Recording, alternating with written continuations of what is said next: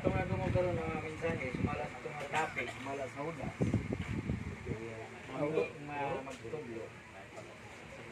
Mini nga mga nagiya. Sa pulong sa matod pa sa pulong sa Ginoo sumala sa balaang kasulatan. O ang grasya nga gipadapat dili sa tulo dili ingon ta nga kana tama nga pagkabuhat diya sa mga tao. So sa headline lang daan mga igsoon atong nakita nga ang maong mga magtutudlo. So dili ang ngayon takos nining mapulunga o sa pagtudlo sa maayong balita. Ngano man tungod kay aduna nay daay gipasabot sa Ginoo alang sa matag usa ka tawo. Uduna nay gitudlo ang balaang kasulatan nga mo'y ipabuhat sa magtutudlo ngadto mga tawo. Sama sa mga apostoles. O sama sa mga unang panahon sa nagbuhat sa pulong sa nagbuhat sa sugo sa Ginoo ngadto mga tawo. Doon na nay mga pagtudlo ngadto sa matag usa nga nagbuhat pinagis pulong sa Ginoo. So ang pagtuman ni mao lang pagsulti sa maayong balita ngadto sa mga tao. Nga matud pa sa tuigson kaniya may nasulat nga sa Hebreo 4:4 nga walay tao mupahiluna sa kaugalingon kun dili siya tinawag sa Dios sama kay Aaron. Amen. So nagpasabot nga dili ka pwede nga sa imong kaugalingon mupahiluna lingkod niya ng likurana. Una ng bulato na, una ng posisyon na liga pwede. Gano man, doon ay nagbuot nimo. Doon ay nagbuot. Dili tao ang nagbuot. Dili si kinsa ang nagbuot nimo ka. Ang nagbuot nimo ang atong Ginoong Kristo. Amen. Kana nga posisyon diha ka, kana nga posisyon diha ka diha. Ang tanan pagbulutan iya sa Ginoo. Sama ni karon. Doon na naipasidaan sa Ginoo dinhi sumala sa kasulatan. Sumala sa gisulti ni Apostol Pablo sa unang Korinto kapitulo 10 bersikulo 6. Nga adunay tugon ang Dios ngadto sa tanang tao. Sa tibuok kalibutan pinaagi ning pulunga ang gipahibalo aron kita dili ta mosipyat sa maong sugo ano man. Atong gilantaw ang balaang kasulatan. Unsay gingon sa balaang kasulatan? Ang matao daw na naghimo nini matod pa atong mabasa ato lang tanawon sa makadiot. Unang Korinto matod pa kapitulo 10 bersikulo 6 man siguro ni. Diara. Diri. Unang Korinto. Diara. Wala na tingog. Unang Korinto kapitulo 10 bersikulo 6. Nga matod pa niya bato na diya. Diara, 6 at 10.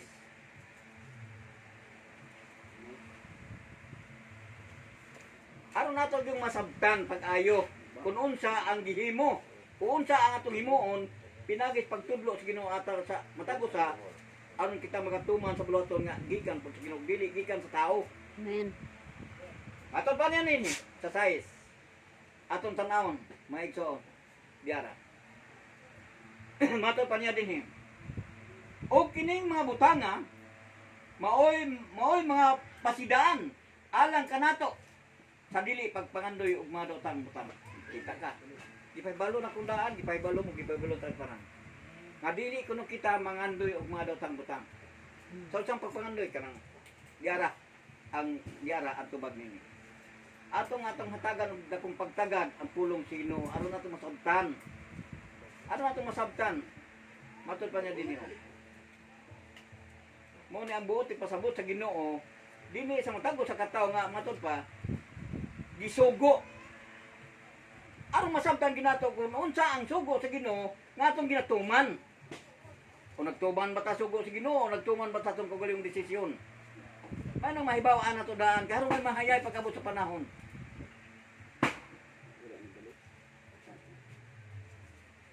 Aron atong masabtan pag-ayo kung unsa ang dagan niini.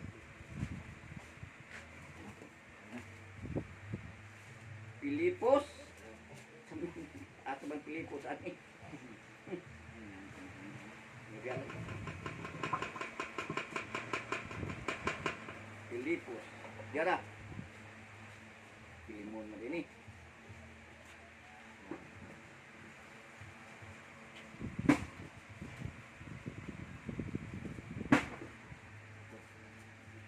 Diara. Pilipos. Kapitulo 1. Siguro ni. Ato lang taon.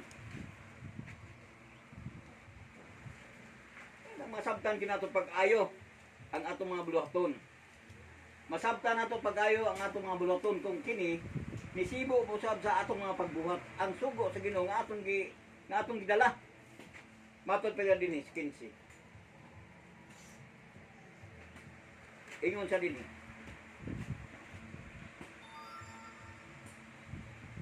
Pilipos.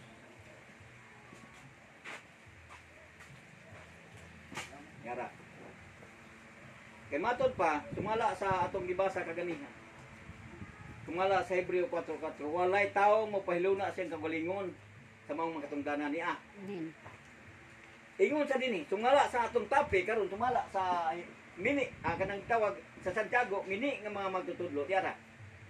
Ngano nahimo sa mini nga magtutudlo ang ihang kagalingon nga dili man ta mini ang nagtudlo mao man ang Ginoo ang atong sunod. Ya. Sapagkat tinuod dinoon, adunay magawali kang Kristo gumikan sa kasina o sa pagpalabaw-labaw. Na. Kita ni mo ni karon ni tabo. Nganong nahimong mini? Adunay nagwali kang Kristo, matod pa din eh. Adunay nagwali kang Kristo gumikan sa kasina o sa mga pagpalabaw-labaw. Gusto siyang dili sa daon. Gusto siyang tuas-taas pirmi. Maynila sa tao. Mo man gani nga bisan pa kang mga igsoon sa dugay ng panahon.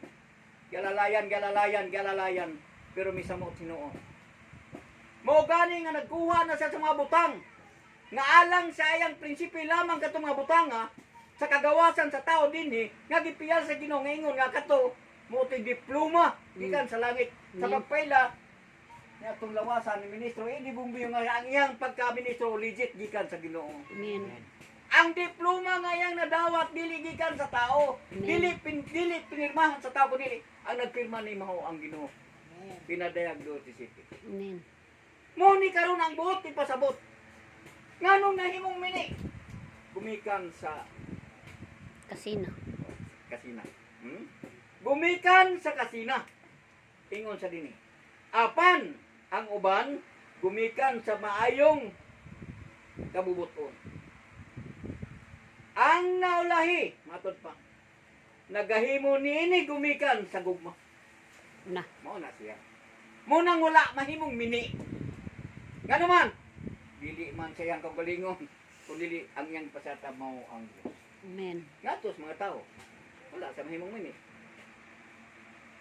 Nga naman, iyamang gituman ang pulong sino. Ang pulong sa Diyos mga igsoon, diara. Atong lantawon. Pag-ayo, araw atong masabtan. Diya, sa Roma, Roma, Kapitulo 2 man siguro ni 18. Ya, 2:18.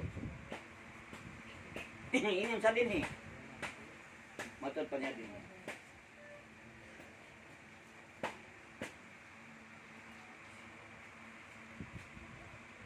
O, 19 ita magsugot. Matod pa niya din eh. O kung nagatuo ka nga ikaw magtutultol sa mga buta sa mga bata, magtutultol sa mga buta, kahayag sa mga gingit-ngitan, magpapanton sa mga hungog, magtutultol sa mga kabataan, kay nakabaton man tuod ikaw sa dagway, sa kakahibalo, o sa kamatuoran, nga ana sa kasuguan, matod pa, nga ana sa kasuguan, nan karon ikaw nga nagatudlo sa uban. Dili ba usab nimo? Dili ba usab nimo tudloan ang imong kaugalingon? Mm. Amen. Dili ba nimo tudloan ang imong kaugalingon?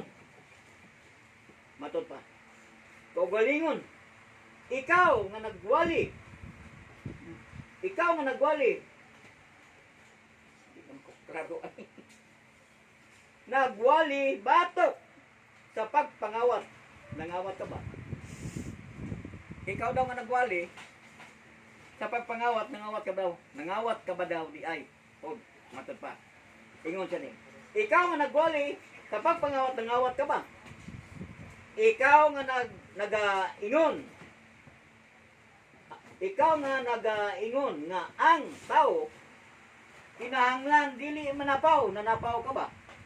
Nan. Ikaw nga gingilaaran og mga larawan. Nangawat ka ba sa sulod sa ilang halaran, sa ilang templo?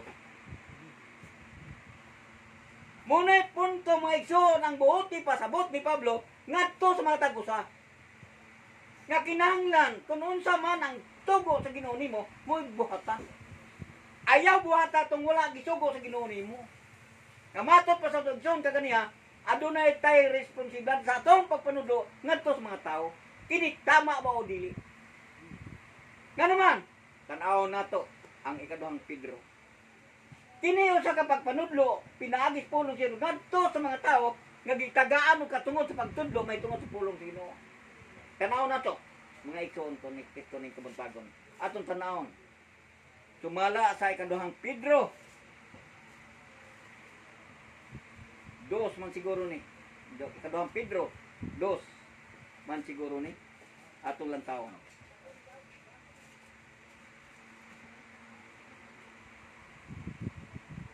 Kaya nang atong masabtan pag-ayo. Nga naman, tungod kay kitang tanan mga igsoon. ang atong kaugalingon. Bisag unsaon nato sa atong kaugalingon ining kalbutana. Ikaw ako kitang tanan matod pa sa to igsoon kaganiha. Dunay tumong ang Dios. Ngano nga nagpakamatay siya dito sa krus, gumikan nimo nako natong tanan. Ikuha tagi kas kamatayon, ibalhin nito tinabot. So nagpasabot nga katong gisgutan nga gikan sa kamatayon ang atong lawas nga naman tungod kay ang pala ang sultan sulti. Nga ang atong lawas dito gikan sa abog o kita mo balik sa sabog. Ang atong lawas nga kadisenyo ning kalbutana pero ang atong kalag nakadisenyo sa nakadisenyo na dito sa parais. Muni ang punto ang buot di pasabot sa Ginoo sumalas kasulatan nga kana mo yatong paningkamutan. Kay basin kung dili ka katuod nga naman. Siya ang dalan. Siya ang dalan, siya ang kinabuhi. Way lain. Amen. Walay tao nagingon nga ako, duol na ako kay maluwas ka. Niya. Ang gisulti sumala si kaduhang Pedro. Kaduhang Pedro. 2. 19. Kini mo ni usa natong hatagan og batunan sa atong kaugalingon nga ikaw ako kitang tanan gisugo. Ikaw gisugo ako gisugo kitang tanan. Ingon man sa mga tao nagwali sa maayong balita, kini ang pinaka-importanteng paminahon sa tao. Sama na ko matod pa sa atong kaniya. Delikado ang magtutudlo kung siya ang nagtudlo nga hiwi dubli ang iyang dawaton. Amen. Mas maayo pa ang taong naglingkod kay usa lang ang iyang dawaton. Pero kini dunay pagpainumdum ang Ginoo ngadto sa taong nagwali. Nga gipadala sa Dios ang maayong balita ngadto kaniya aron lamang ang maayong balita ikasulti ngadto sa mga tao. Pero pinakapatal nga istorya sa Ginoo diha sa taon sumala sa pulong sinusumala sa ikaduhang Pedro kapitulo 2 bersikulo 19. Muni ang pagpahibalo sa Ginoo ngadto sa tawo nga nagwali sa maayong balita nga kinahanglan susihon pag-ayo ang pulong nga imong gipaabot sa mga tao dili ba sa imong lumang kaugalingon. Yeah. Ang pinakapatal nga istorya sa Ginoo. Matod ba atog doon sa 18. kaysa magalitok. Sila mga pinaburot so sa mga panghambog. Oh. Sa magalitok sila mga pinaburot matud pa. Nga kakawangan pinaagi sa maudagon nga mga panghibog sa lawas.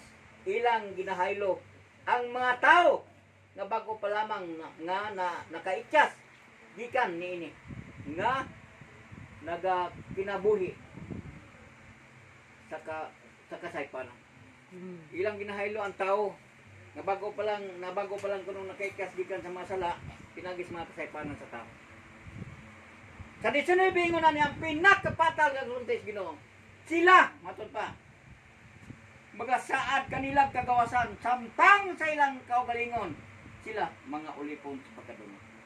Muni kuyaw sa tao nga dili kini mo ipababaw sa imong kaugalingon. Kung ang tao kung ang imong kaugalingon mao na ituboy sa imong nga nimo ngadto mga tao nagsaad kuno kay kagawasan ngadto sa mga tao apan sa mga kaugalingon na ulipon ka sa pagkadungo. Malipay ka. Sampol nga nani. Ang imong giwalihan sa may balita tuwas praiso inong tala. Unya ikaw na sa impierno sa may balita nimo. Di ba ka maghila? Pastilan kaluoy na ako nga naman. Ang akong giwalihan tuwas praiso samtang ako niya sa impierno. Di ba makaingon kaniya na? Muni ang pinakapatal nga gisulti Ginoo ngadto sa tanang nagwali sa may balita. Nga matod pa nini, sila nagasaad kanilang kagawasan. Samtang sa ilang kaugalingon sila, mga ulipon nga Sa pagkadunot. Kita ka? Kita ni mo na. Muy delikado kayo. Ano ma? Tungod kay, sa imong gisulti ikaw pagahukman, maayo o daotan. Matod pa ni Pablo, sumala sa gisulti sa igsoon kaganiha, ang tao pagahukman sa imong gisulti. Ikaw mismo sa imong gisulti hukman ka. Amen. Kung naghimo kag maayo hukman ka sa pagkamatarong apan kung naghimo kag giniwi nga pamagi hukman ka nga sa pagkadungo.